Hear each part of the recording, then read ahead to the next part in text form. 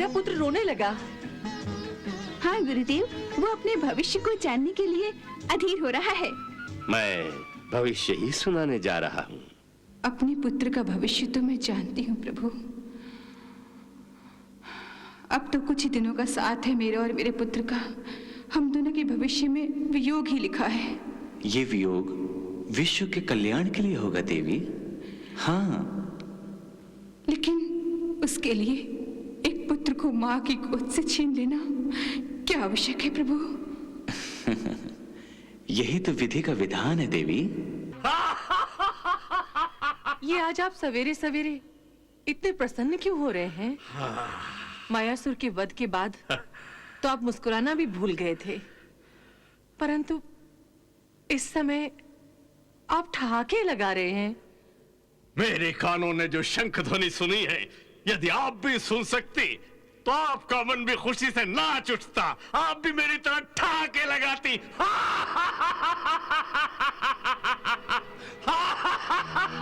जब तक मायासुर की हत्या का बदला पूरा नहीं होता, संसार की कोई खुशी मेरे लिए नहीं है।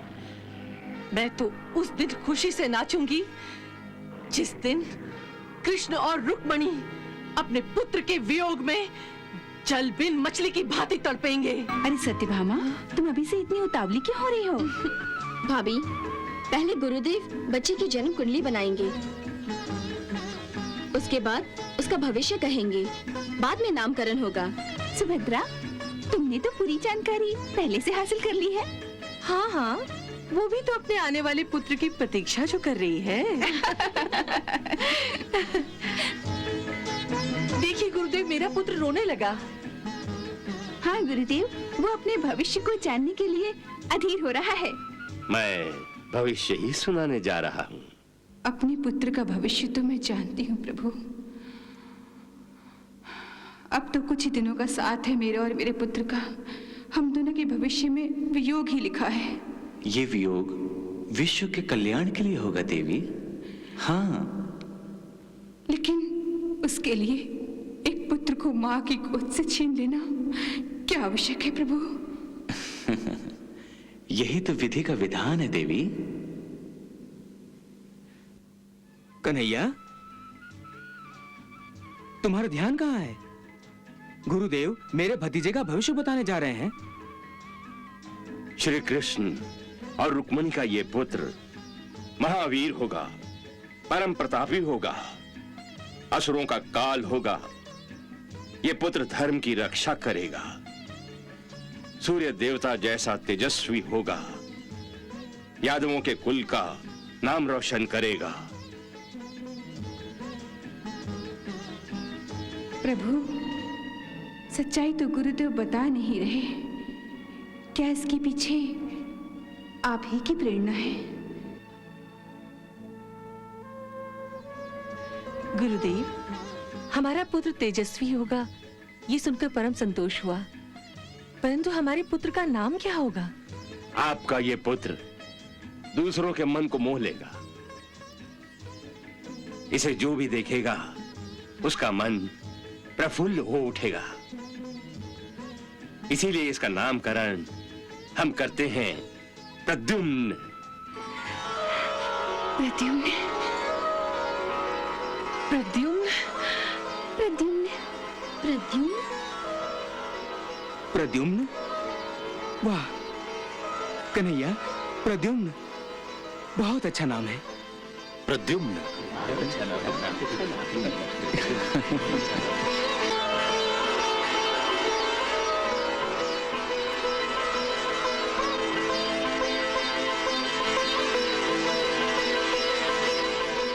गुरुदेव, ईश्वर करे कि शंख की ध्वनि के साथ ही प्रद्युम्न का नाम भी तीनों लोकों में गूंज उठे, जिससे इसके शत्रुओं की नींद ही उड़ जाए।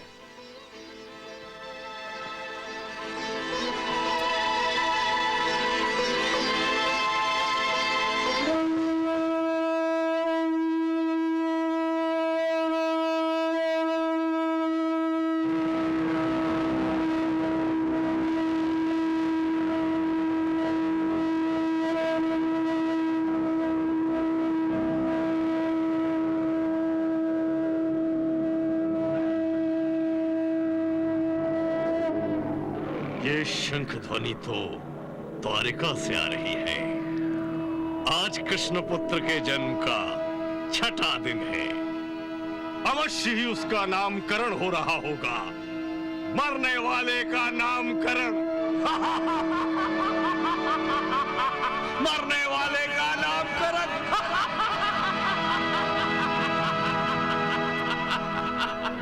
उठो मायावती, उठो।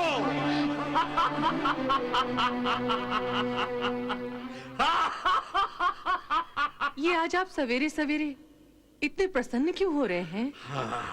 मायासुर के वध के बाद तो आप मुस्कुराना भी भूल गए थे, परंतु इस समय आप ठहाके लगा रहे हैं। मेरे कानों ने जो शंख ध्वनि सुनी है, यदि आप भी सुन सकती तो आपका मन भी खुशी से नाच उठता। आप भी मेरी तरह ठहाके लगाती।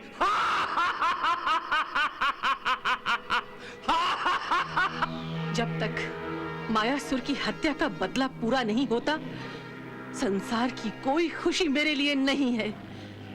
मैं तो उस दिन खुशी से नाचूंगी जिस दिन कृष्ण और रुक्मणी अपने पुत्र के वियोग में जल बिन मछली की भांति तड़पेंगे। तड़पेंगे, अवश्य तड़पेंगे। मैं उन्हें तड़पाऊंगा। द्वारिका के राजमहल से आने वाली ये शंख ध्वनि, जिसे तुम नहीं सुन पा रही हो, मुझे कृष्ण पुत्र के हरण का निमंत्रण दे रही है। आज कृष्ण और रुक्मिणी अपने पुत्र का नामकरण कर रहे हैं, शंख बजा रहे हैं, खुशियां मना रहे हैं। परंतु कल वो छाती पीटेंगे जब मैं उनके कलेजे के टुकड़े को उनसे छीन लूंगा। कलेजे का टुकड़ा तो क्या, मेरा बस चले तो उनके कलेजे ही चबा डालूं। मेरे लाडले के रक्त से उन्होंने हाथ धोए हैं। मेरे बेटे के खून को रणभूमि की मिट्टी में मिलाया है। काश मैं अभी उनके महल में जाकर जन्म उत्सव को मरणोत्सव में बदल सकती, खुशियों से भरी सभा को शोक सभा में बदल सकती। काश इतनी मायावी शक्ति मेरे पास होती। मायावी शक्ति तो आपके पास है मायावती। भूल गई मायावी राक्षस को जो हमारा दास है। वो जो चाहे रूप धारण कर सकता है। यदि छुपना चाहे तो अंधेरे में अंधेरा और उजाले में उजाला बन सकता है। इच्छाधारी राक्षस है वो। तो उस मायावी राक्षस को अति शीघ्र प्रकट कीजिए नाथ। आपकी आज्ञा से आज मैं उसे आदेश दूंगी कि द्वारका के राजमहल में जाकर किस तरह द्वारका के भविष्य की नींव को उखाड़ लाना है। हे मायावी राक्षस, अति शीघ्र प्रकट हो, प्रकट हो, प्रकट हो, प्रकट हो, प्रकट हो।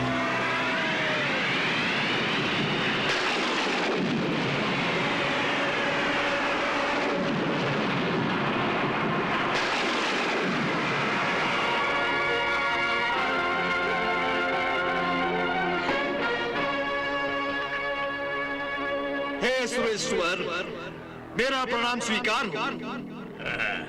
तुम आ गए मायावी। हाँ सुरेश्वर, आपने मुझे क्यों स्मरण किया है? क्या पाताल में भूचाल लाना है? क्या पृथ्वी लोक को पाताल पर दे मारना है? क्या फिर इंद्र लोक के सिंहासन से इंद्र को अपनी मुट्ठी में दबोच लाना है? नहीं मायावी, नहीं, तुम्हें ये सब नहीं करना है। ये तो बहुत बड़ा काम है। तुम्हें तो एक छोटा सा काम करना है। छोटा सा काम? हाँ, इस बार तुम्हें केवल एक नवजात शिशु का हरण करना है। केवल एक नवजात शिशु का हरण? हाँ, आप केवल एक असहाय बालक को उठा लाने की बात कह रहे हैं। ये काम तो आपका एक साधारण दास भी बड़े सहज ढंग से कर सकता है। नहीं, इस तुच्छ काम के लिए मायावी शक्तियों की कोई आवश्यकता नहीं है। नहीं, यदि मैं ये काम करूंगा तो मेरी अपार मायावी शक्तियों का अपमान होगा सुरेश्वर। अपमान नहीं होगा मायावी, बल्कि हमारी नजरों में तुम्हारा मान बढ़ेगा। इसलिए कि तुम जिस बालक को उठा लाओगे वो कोई साधारण बालक नहीं है, द्वारिकाधीश श्री कृष्ण का पुत्र है। कृष्ण ने हमारा पुत्र छीना है, हम उसका पुत्र छीनना चाहते हैं। तुम इस कार्य को तुच्छ न समझो मायावी, इसलिए कि स्वयं कृष्ण भी मायावी शक्तियों में निपुण है, तथा उसका राजमहल किसी दुर्ग से कम नहीं है। हाँ, तुम रूप बदल कर वहां जा सकते हो और वहां से वापस आ सकते हो, परंतु कृष्ण पुत्र को लेकर वहां से निकल आना बहुत कठिन है। हाँ, इसलिए तुम सावधानी से काम लेना। यदि ऐसी बात है तो आप दोनों चिंता ना करें। देखिए मैं किस तरह कृष्ण की आंखों में धूल झोंकता हूं और रुक्मणी की आंखों से काजल चुरा लाता हूं। प्रणाम। यशस्वी भव मायावी। जाओ मायावी जाओ।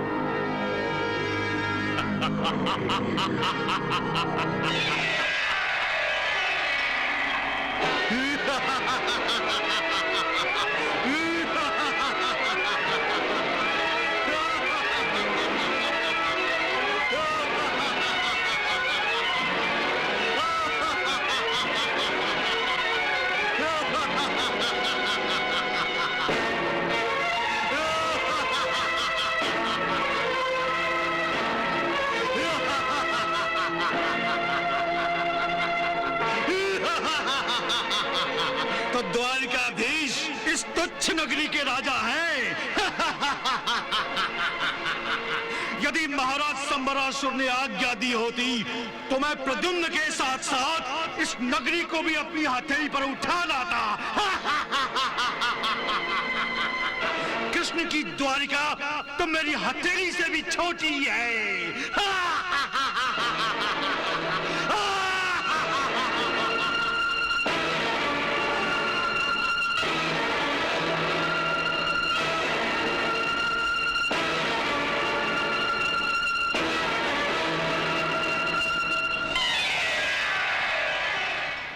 मुनिवर, मायावी की हंसी से मुझे बहुत डर लग रहा है।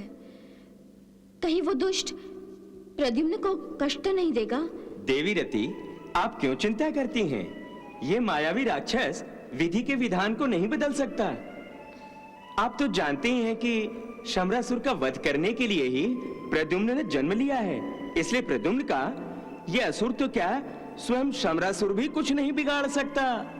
जानती हूँ, पर न जाने क्यों मन घबरा रहा है। निश्चिंत रहो देवी, निश्चिंत रहो। जिस घर में स्वयं श्री कृष्ण, बलराम, अर्जुन जैसे महावीर हो, वहां ये दानव अपनी मृत्यु देखने के अतिरिक्त और कुछ भी नहीं कर सकता। ईश्वर करे आपका कथन सत्य हो। नारायण नारायण।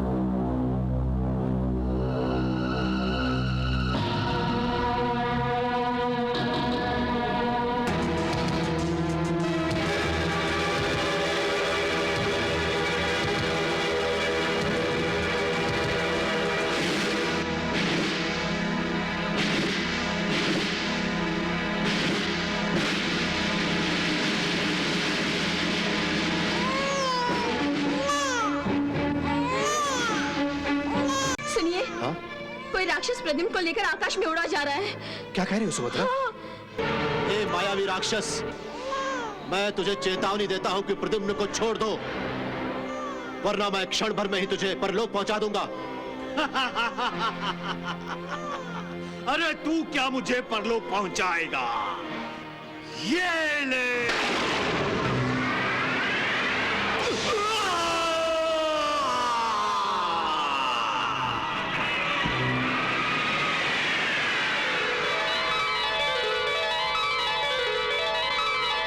मेरा बच्चा,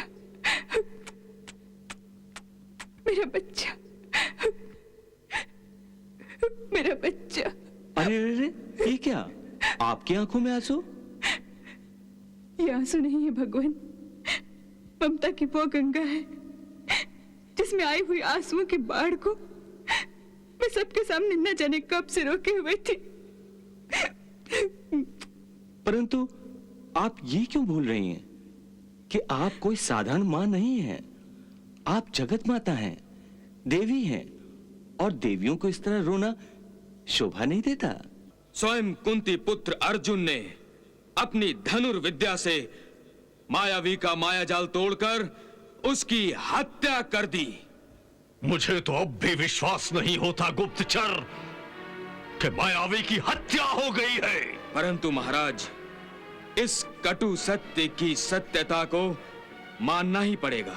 यदि मायावी असफल हो गया तो इसका अर्थ यह नहीं है कि शंबरासुर असफल हो गया। कृष्णपुत्र का हरण होगा और अवश्य होगा। हाँ।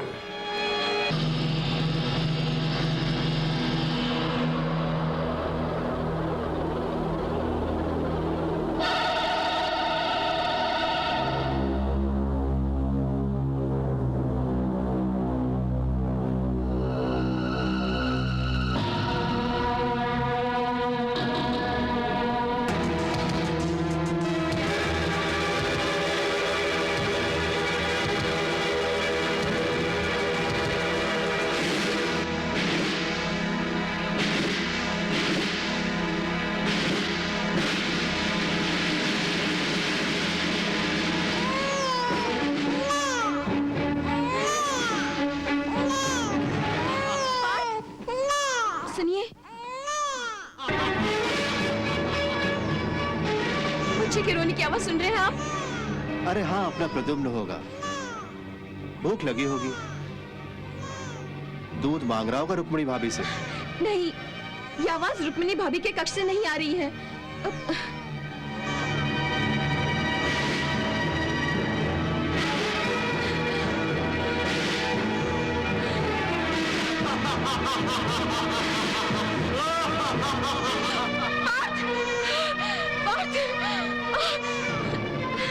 सुनिए, हाँ?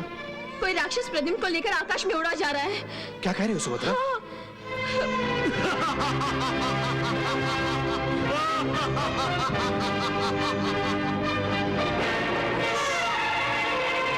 भैया, भैया, भाभी, भैया उठो, कोई राक्षस प्रद्युम्न को लेकर उड़ा जा रहा है। भाभी, भैया उठो, कोई राक्षस प्रद्युम्न को लेकर उड़ा जा रहा है। अब मैं द्वारकाधीश की पहुंच से दूर हूँ। अब मुझे कोई नहीं पकड़ सकता।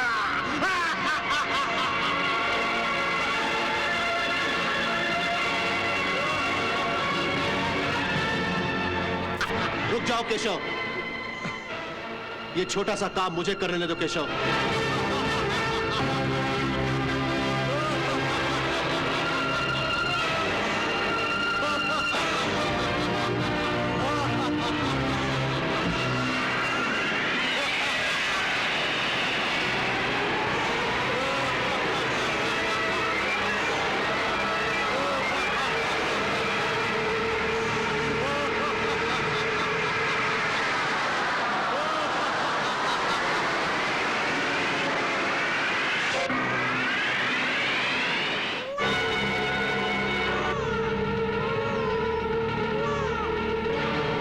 राक्षस, मैं तुझे चेतावनी देता हूं कि प्रद्युम्न को छोड़ दो, वरना मैं क्षण भर में ही तुझे परलोक पहुंचा दूंगा। अरे तू क्या मुझे परलोक पहुंचाएगा? ये ले।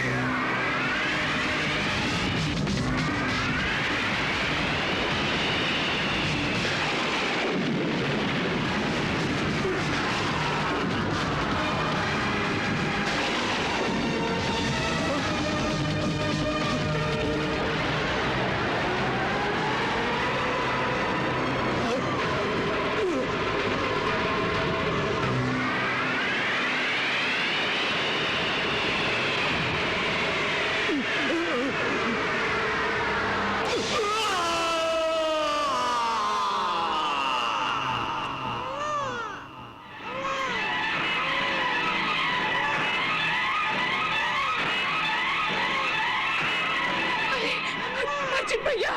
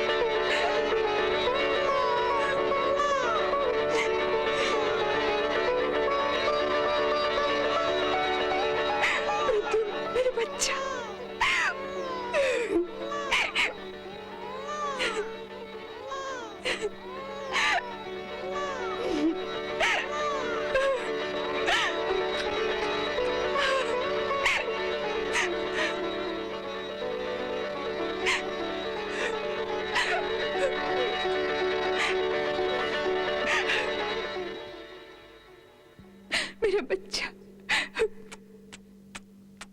मेरा बच्चा, मेरा बच्चा। अरे अरे अरे, ये क्या? आपकी आंखों में आंसू? ये आंसू नहीं है भगवान, ममता की वो गंगा है जिसमें आई हुई आंसुओं की बाढ़ को मैं सबके सामने न जाने कब से रोके हुए थी। परंतु आप ये क्यों भूल रही हैं कि आप कोई साधारण मां नहीं हैं?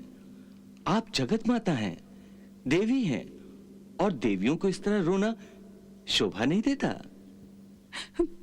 स्त्री की सबसे बड़ी शोभा ही उसकी ममता होती है भगवान। ममता से बढ़कर तो इस संसार में और कोई भावना नहीं है। देवी होकर भी मैं कैसे भूल सकती हूँ कि मैं एक स्त्री हूँ, स्त्री जिसके आंगन में ममता खेलती है। और हर एक स्त्री ममता के सामने विवश हो जाती है। मैं भी ममता के सामने विवश हूँ, क्योंकि इस समय मैं मनुष्य अवतार में हूँ। मुझे देखकर खुशी है कि एक देवी ममता के बोझ तले दबी जा रही है। ममता बोझ नहीं होती है भगवान। स्त्री को यदि 100 पुत्र भी हो जाए ना, फिर भी वो उन सब का बोझ सहकर भी खुशी रहेगी। आप शायद इस भावना को इसलिए नहीं समझ पा रहे हैं क्योंकि आप स्त्री नहीं हैं। देवी, आपकी ममता की इस भावना को देखकर जी तो चाहता है आपके आगे सर झुकाऊं। आपने ठीक ही कहा था कि ममता धर्म से बढ़कर आदरणीय भावना और कोई नहीं है। ममता की इसी भावना ने तो मुझे दुखी कर रखा है। आज प्रद्युम्न ने एक संकट से बचा है, कल को दूसरा संकट आ जाएगा। आप देवी हैं और देवी होने के नाते आप भले भांति जानती हैं कि प्रद्युम्न का जन्म क्यों हुआ है और उसके साथ भविष्य में क्या क्या घटनाएं घटने वाली हैं। इन्हीं घटनाओं की आशंका से तो मैं भयभीत और चिंतित हो जाती हूँ भगवान। देवी, चिंता मत कीजिए। चिंता चिता समान है जिसमें सारी खुशियां जलकर राख हो जाती हैं। और प्रद्युम्न के संबंध में तो आपकी चिंता अकारण है, क्योंकि जो भी होना है अच्छा ही होना है। कन्हैया,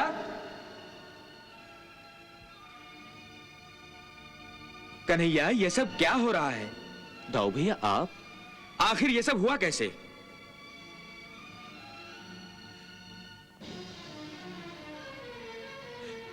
मेरे भतीजे की सुरक्षा की तुम्हें बिल्कुल परवाह नहीं?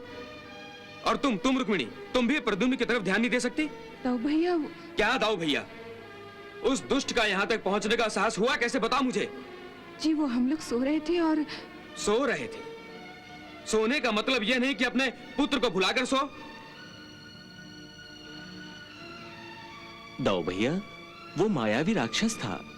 सब जागते होते फिर भी वो सबकी आंखों में धूल झोंककर अंदर घुस आता। अरे वाह कन्हैया वाह, ऐसे कैसे घुसा था वो? तुम बोल रहे हो घुसा था? अब जाने भी दो दाऊ भैया, उस दुष्ट को उसके किए का दंड मिल गया है। कन्हैया, ऐसी लापरवाही से काम बिल्कुल नहीं चलेगा। अरे जिस शत्रु ने उस मायावी राक्षस को यहां भेजा था, इस असफलता के बाद वो चुप नहीं बैठेगा। अवश्य ही प्रद्युम्न का हरण करने की वो फिर से चेष्टा करेगा। कन्हैया,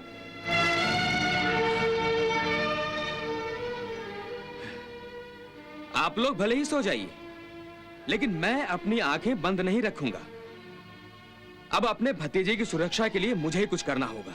असंभव, असंभव, ये कभी नहीं हो सकता। गुप्तचर, तुम्हें अवश्य कोई भ्रम हुआ है। नहीं महाराज, मेरी सूचना बिल्कुल सत्य है। मायावी ने अपनी माया से कृष्ण पुत्र का हरण कर लिया था, परंतु क्या? परंतु महाराज, स्वयं कुंती पुत्र अर्जुन ने अपनी धनुर्विद्या से मायावी का मायाजाल तोड़कर उसकी हत्या कर दी। मुझे तो अब भी विश्वास नहीं होता गुप्तचर कि मायावी की हत्या हो गई है। परंतु महाराज, इस कटु सत्य की सत्यता को मानना ही पड़ेगा। यदि मायावी असफल हो गया तो इसका अर्थ यह नहीं है कि शंबरासुर असफल हो गया। कृष्णपुत्र का हरण होगा और अवश्य होगा। हाँ।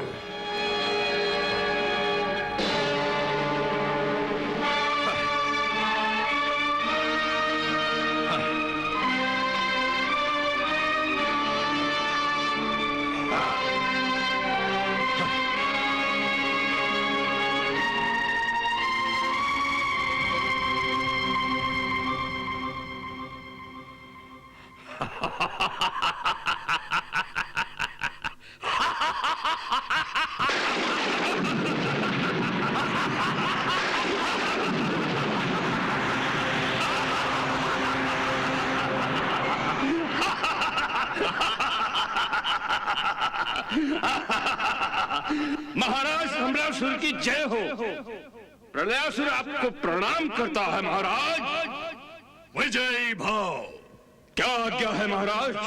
प्रलयासुर, तुम द्वारिका जाओ और वासुदेव कृष्ण के पुत्र का हरण कर मेरे पास आओ। जो आज्ञा असुरेश्वर।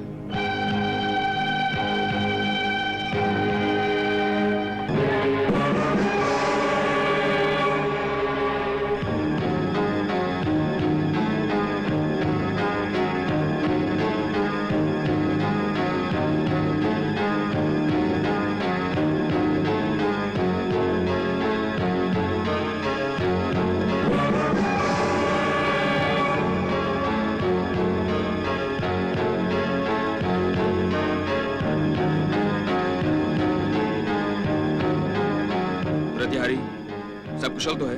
जी स्वामी। रक्षकों, कड़ा पहरा दो, सतर्क रहना, रानियों की महल पर कड़ी नजर रखना। जी स्वामी।